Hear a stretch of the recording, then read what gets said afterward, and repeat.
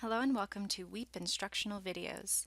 My name is Stephanie and today we'll be using gridded climate data sets to add climate data into our models. We'll be using the automatic catchment delineation feature to add a data set that's already available within WEEP. Let's start by exploring our model a little bit. I'm going to open up my schematic menu and go to catchment delineation mode. And in my catchment delineation mode, I can see that I have elevation bands for every 1,000 meters in my model. Now, elevation bands may matter when you're modeling climate because climates can change over different elevations. In this case, 1,000 meters may be too coarse, so I'm going to change it instead to 500 and click Enter on my keyboard. And now we can see that WEEP has found the areas for the new elevation bands of 500 meters. Now let's examine the model in the data view. WEEP is calculating all of the data right now. WEEP has asked me to select a method for calculating runoff and irrigation demands. I'm going to select the rainfall runoff method. And here are the areas for the different elevations in my catchment. I can also go to the Climate tab and see that WEEP will want precipitation data for each of these different elevation bands. WEEP also wants temperature data for each elevation band. Because temperature changes with elevation, smaller intervals like 500 meters instead of 1,000 meters allow for more detailed data. So you can see here that it's specified for the different intervals that we've entered, and we can change that really easily by going back to the schematic, back to the catchment delineation mode, and changing that number to 1,000 or to 250 meters, whatever we want. Both temperature and precipitation data are collected from climate stations. But when we talk about trying to get data to characterize the different elevation bands, we're thinking more about a gridded data set, and WEEP has a gridded data set available. Let's go look at it. Back in the catchment delineation mode, I'm going to scroll down to the option Load Climate Data and check that box. And then here's my window that pops up. We can see that we have monthly data available from 1948 to 2010. And this is from a Princeton data set that's gridded for the entire world for those years. So that's a lot of data. And we can also see that WEEP has recorded which method we're using to model our catchment, the rainfall runoff soil moisture method. And it has taken variables from the net.cdf file, which is the gridded file, and matched them to the climate variables that are needed for this method. So we see mean monthly air temperature, the precipitation, and the wind speed are matched to this method's data requirements. Now, if we change the method, for example, to say the Mabia method, which is a daily method, WEEP has different requirements. We're still using the same data source from the Princeton data set. Now WEEP will try and match the new data requirements with the different daily climate data that's available in the gridded climate file.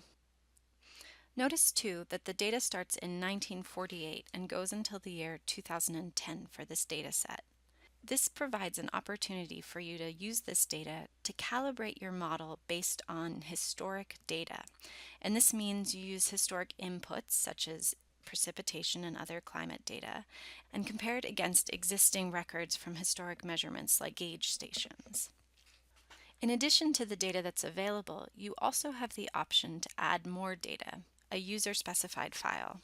This would again have to be a gridded data set, and it should cover the whole area of your catchment. If it doesn't, WEEP will give you a warning. Let's change this back to the correct rainfall runoff method, the soil moisture method that we're using for our catchment.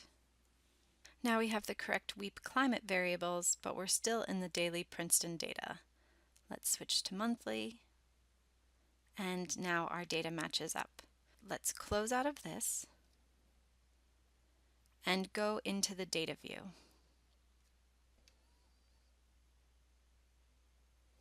And let's reload the information in the data tree. And we can see that WEEP has created a CSV file with precipitation data, air temperature data, and wind speed data for each of my elevation bands. And we can open that up in the Read from File wizard to look at the data that it's created. And again, this data is based off the Princeton gridded climate data. We can see that all of this data is saved within one CSV file named for the Connecticut catchment, because we will create one CSV file for each catchment that you build. And we can see the summary of this data if we open this up a little bit more, and we can see what each column in this CSV file contains. So there's temperature data for each elevation band, precipitation data for each elevation band, and wind data for each elevation band. In the bottom part of the Read from File wizard, you can see which column has been selected for the data entry in this particular parameter. We were looking at wind speed for elevation 0 to 500 meters. Let's look at a few more things we can do using this function. I'll click Finish, back into the schematic, catchment delineation mode, and scroll down to my climate data. I also have the ability to use the historic climate data to model the future if I want to assume that the climate will be the same. The model I'm using as my example has its current accounts year in 2005, and the data for the model goes from that year. Here where it says base year data from, I can change that to say 1999, and that would provide me with a longer record in my CSV files of climate data. However, this wouldn't work if you're using the data for calibration purposes. For now, I'll leave it back at 2005. Additionally, if you're adding different data, say for example daily data, and the data doesn't match up, you have the ability to take data that's not linked and include it in the CSV file. You could always use it later on. Also, you have the ability to change these to make sure that the links are correct. So if you see that wind speed is matching up to precipitation, you can go in, for example, and make sure that it says wind. So I'll close out of this. And I can also ask Weep to create land cover branches. And we've seen how to do this in a different video. For now, I'll just check the box. And I have my different branches listed. And now when I go back into the data view, not only do I have data for the different elevations, but I also have data about climate for the different land use types. And here I'm clicked on the elevation band 1500 to 2000 meters. However, let's note that if we expand this a little bit, we can see that the data entered is actually the same data in each land use type. It's the wind speed data for the elevation 1500 to 2000 meters. So we haven't created different data for the different land use areas, but we have formatted the wind speed data for this elevation and entered it into the 3 different land use types that are represented here. These files now exist in my WEEP model folder under Documents. Previously, you would have had to do all of this work in GIS, but now WEEP will do it for you. However, the Princeton dataset is coarse, and for that reason, you may find that it's better to upload your own climate datasets using the automated feature within WEEP. This has been a WEEP instructional video about adding climate data into WEEP. Good luck with your models.